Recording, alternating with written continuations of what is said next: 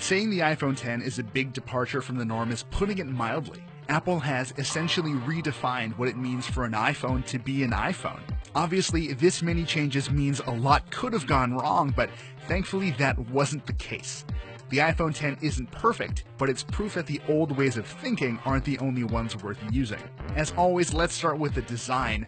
The iPhone X is an impeccably built machine, from the seamless way the front and back glass are joined to the body to the extra reassuring weight of the stainless steel Apple used to build the frame. Long story short, it's what a $1,000 iPhone should feel like. And for someone like me who has always preferred bigger smartphone screens but never loved the way big iPhones felt, the iPhone X just feels right. That's no surprise though, is it? If there's one thing you can count on Apple for, it's for them to build a high-quality device. It is, however, a little weird to use if you're coming from an old iPhone. There's no home button, no Touch ID, and the 5.8-inch OLED screen stretches almost all the way across the iPhone X's face. That screen, by the way, is excellent. Samsung built the panel to Apple's specifications, and it's among the prettiest I've ever seen on a smartphone. If you're used to seeing Samsung's vivid, punchy AMOLED screens, this one might leave you a little cold since it's tuned to look a little more natural. I certainly don't mind it though, if only because it's leagues ahead of the LCD screens Apple uses in its other phones. The iPhone X screen has a wide color gamut though, which helps make some images look more lively, and it packs support for HDR10 and Dolby Vision HDR, so you're not going to run out of pretty things to look at anytime soon. But there is a notch, a noticeable black notch. You probably know by now that in addition to all the usual stuff Apple squeezes into the tops of its phones, that notch also plays host to all the stuff that makes Face ID work. In other words, it's a necessary evil. Now, believe it or not, but over the week I've been testing the iPhone X, I've actually stopped noticing it. No, really. After all, most of the action happens towards the center of the screen anyway. What I can't stop noticing is how non-optimized apps get letterboxed on the iPhone X screen. They're bounded on the top and bottom by expanses of black space, and they just look dated.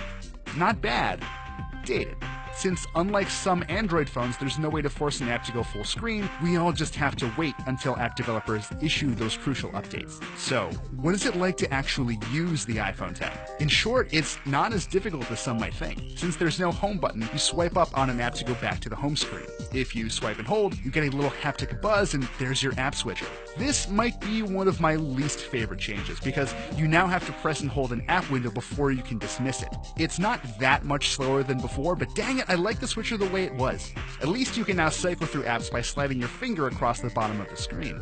Anyway, since the iPhone X is smaller than the 8 Plus, it's quite easy to operate with one hand. If you need to reach the top of the screen without stretching your thumb though, you can turn on reachability. After that's done, a swipe down on the bottom of the screen brings the top of the screen within easy reach. Your mileage may vary, but it only took me about a day to get used to these changes, except for Control Center. Even now, I find myself swiping up to change the brightness, only to remember that you now have to swipe down from the right side of the notch to get to those controls.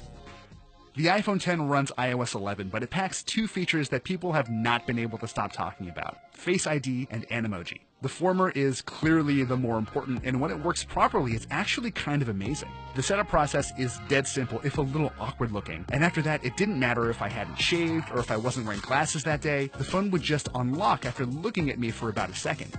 You'd better get ready to use it all the time though. Beyond just unlocking the phone, you'll also use it to authenticate logins stored in your keychain. In other words, anytime you used to use Touch ID to log into something, you'll now use your face.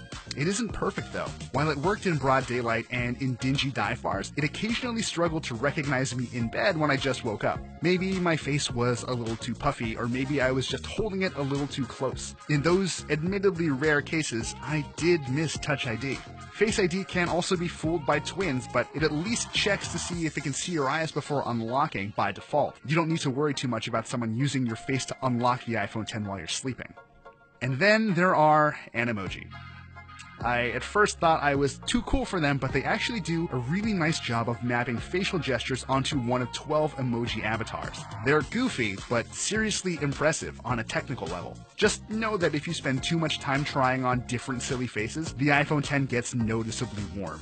Meanwhile, the iPhone X's 12 megapixel cameras haven't changed that much. Shooting with the wide-angle view that's set by default is almost identical to shooting with the 8 Plus's wide camera, and that's not a bad thing. I still think the Pixel 2 is the best all-around non-smartphone shooter, but the iPhone X's wide camera is excellent. The big changes, however, were made to the telephoto camera, which now has optical image stabilization and a wider f2.4 aperture. In bright conditions, this thankfully makes the telephoto camera almost as good as the wide one. The real gains come in the dark, though. Images appear noticeably brighter and more crisp compared to the iPhone 8 Plus, though the iPhone X still struggles to focus at night sometimes. You can now also use the 7-megapixel front camera to take portrait mode selfies thanks to all the tech that makes Face ID possible.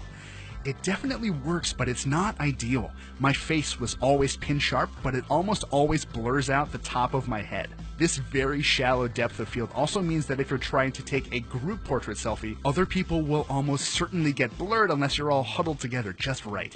Now, I hope you weren't hoping this $1,000 iPhone performs better than the 8 or 8 Plus, because it doesn't. They all share the same 6-core A11 Bionic chipset, and like the 8 Plus, the iPhone X uses 3 GB of RAM. This isn't a bad thing either. The A11 is a very powerful chip, and it handled everything I threw at it, from frequent multitasking to playing pretty augmented reality games without trouble.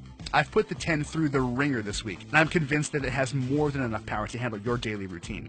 The 10's battery life is mostly just alright though. I usually pull the 10 off its wireless charging puck at around 8 in the morning, and by the time I put it back at around 9 or 9:30 that night, it was usually down to around 15%. That was enough juice to keep the phone alive until the next day on nights I forgot to charge it, but yeah, don't expect more than a day of use on a single charge.